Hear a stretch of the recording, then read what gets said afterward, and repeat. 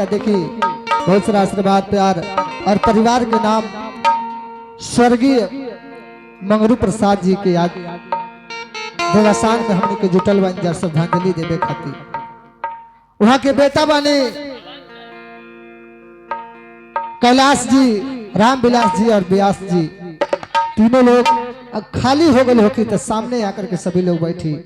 हाँ आई सब लोग ये बुद्ध वंदना में हम चाहब कि भैया परिवार के तीनों भाई लोग तनी हम मोमबत्ती जला करके थाली हाथ में उठा ली, क्योंकि बुद्ध वंदना होता। अगर आरती जब तक ले गाना चले थोड़ा देर आरती करने के बाद अगरबत्ती जला ली तनी कि जब से मननी हो,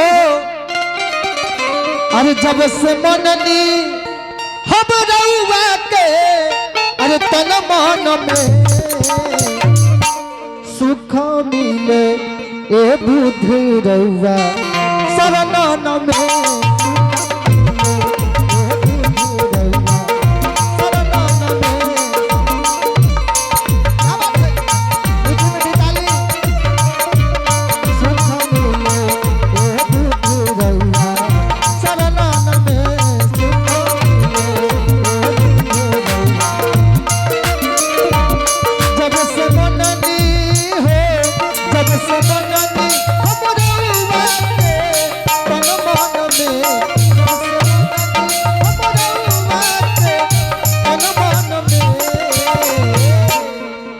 लेकिन हम चाहब कि हमार माता वही लोग बैठल बा, नौजवान भाई लोग बैठल बा, तनी मीठी मीठी ताली बजा के वंदना में सुरक्षित उपस्थित होके बा। कैसे कि सुख मिले ए बुद्ध रउआ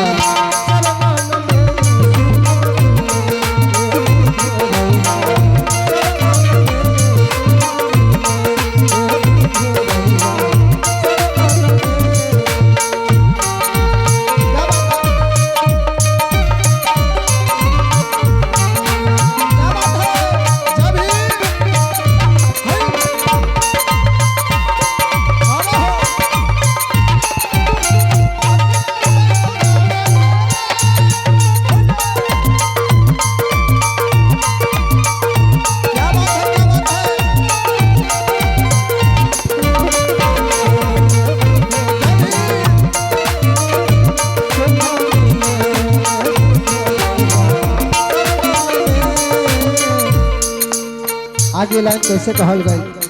और जब भी बाबा साहब के बुद्ध जी के मानत होखे, आखिर ये गांव के लोग मानेला भगवान बुद्ध के और बाबा साहब के, तबे हमने के दूसरा बार ये गांव में प्रोग्राम करे आयल बन जाए। लेकिन धीरे धीरे अपना समाज में जागरूकता हो सुरेश भैया, और मीठी मीठी ताली के साथ ये मतवा मीठी मीठी ताली कैसे जब से मननी हो, जब से मननी हम रउआ के तन मन में, जब से मननी हो, जब से मननी हम रउआ के तन मन में। एक बार हम चाहब कि सभी लोग दोनों हाथ ऊपर कर ली तो सब लोग, और सब लोग बोलिए भगवान बुद्ध की करुणा हो। जब हम बोलेंगे भगवान बुद्ध की करुणा हो तो सब लोग बोली करुणा हो करुणा हो, ठीक बना। भगवान बुद्ध की करुणा हो, सुख मिले ए बुद्ध रउआ शरण में।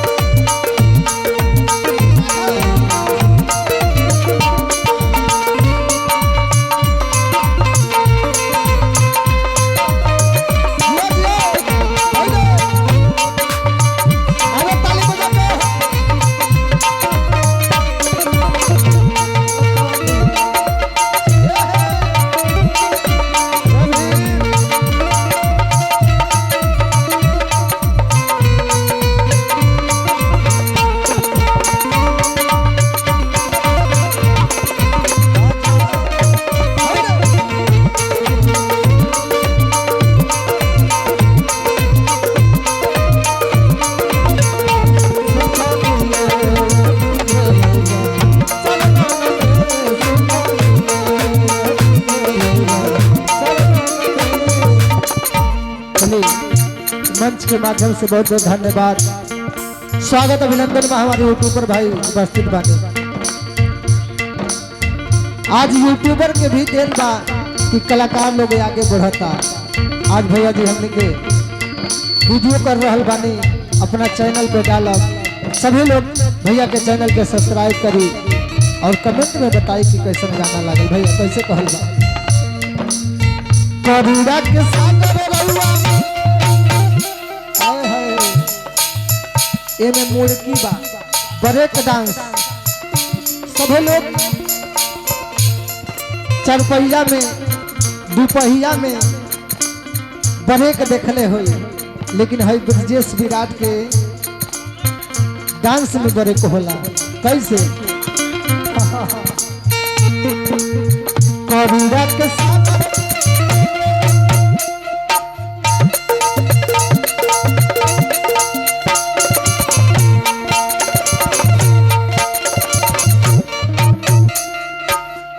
करुणा के सागर रहुआ दया के सागर।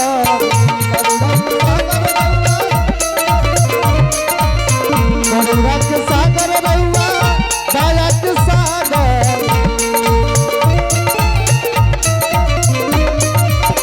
रहुए से भइल बुद्ध जी जीवन उजियागर। रहुए से भइल जीवन उजियागर।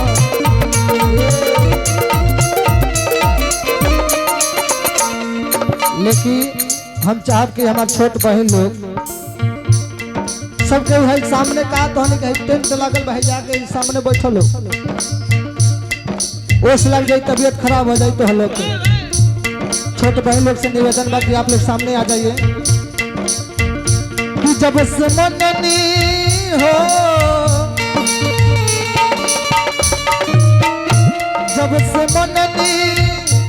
जब से मननी हम रहुआ के तन मन में। जब से मननी हम रहुआ के तन मन में। बोलिए भगवान बुद्ध की करुणा हो। आहा हा हा क्या बात है। लेकिन हमको लगा था पिछले साल आए नहीं हम 2-4 साल पहले तो बड़ा ढेर जनसंख्या जुटा रहे। आज कम हो गई बा, धीरे धीरे लोग आ जाए कि नहीं हो भाई। आ जाए लोग न कि जब से मननी हो अरे जब से मननी हम रहुआ के अरे तन मन में।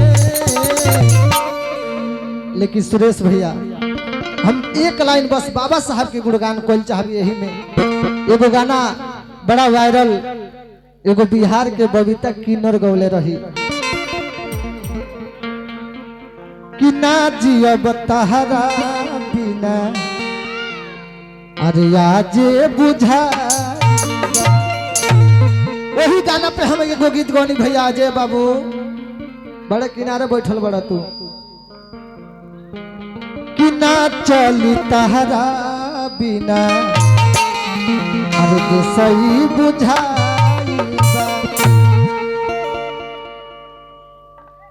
कि सोच सोच के बात हमार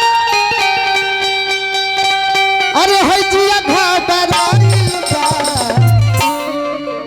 मनोज भैया ध्यान तनी हमारा तरफ रहे, छोट बड़ भाई हबो है, छोट भाई है जा चिल्ला चिल्ला गावता।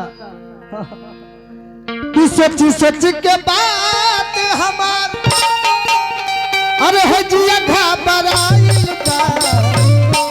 अना चली तोहरा बिना अते सही बुझा।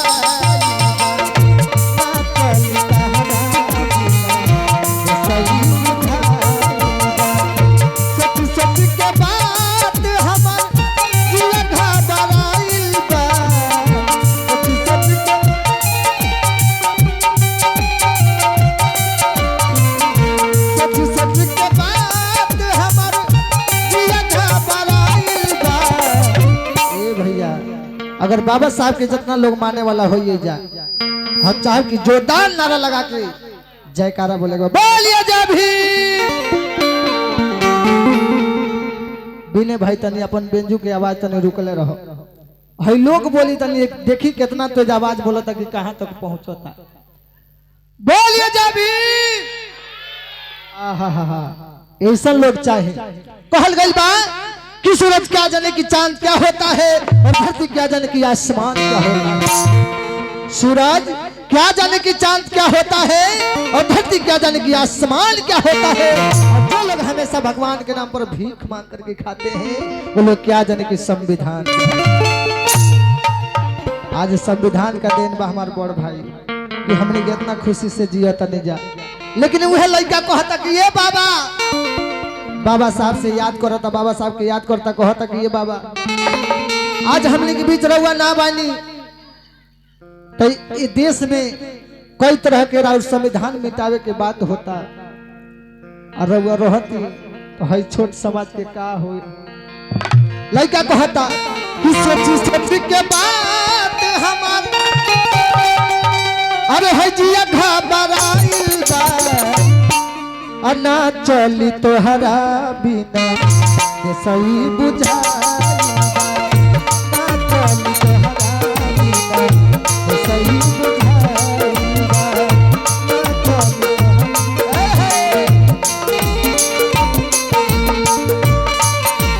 क्या बात है।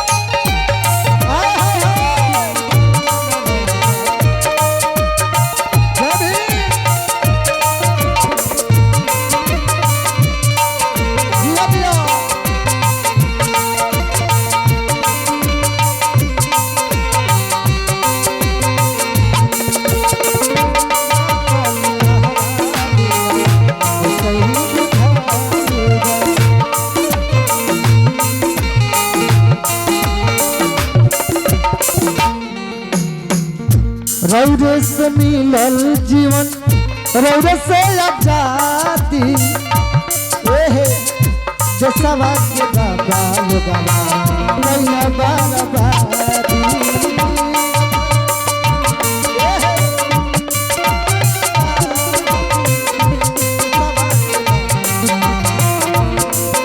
भैया हम चाह कि हमारा टीम के हमारे लेडीज गायक लोग अगर तैयार हो गए लोग सुनैना बाजी और भारती बाजी आप लोग जल्द से जल्द मंच पे आ जाए। आप लोग तैयार हो गए तो जल्द से मंच पे आइए। रौरे से जीवन मिलल रौरे से आजादी जो सवा के बाबा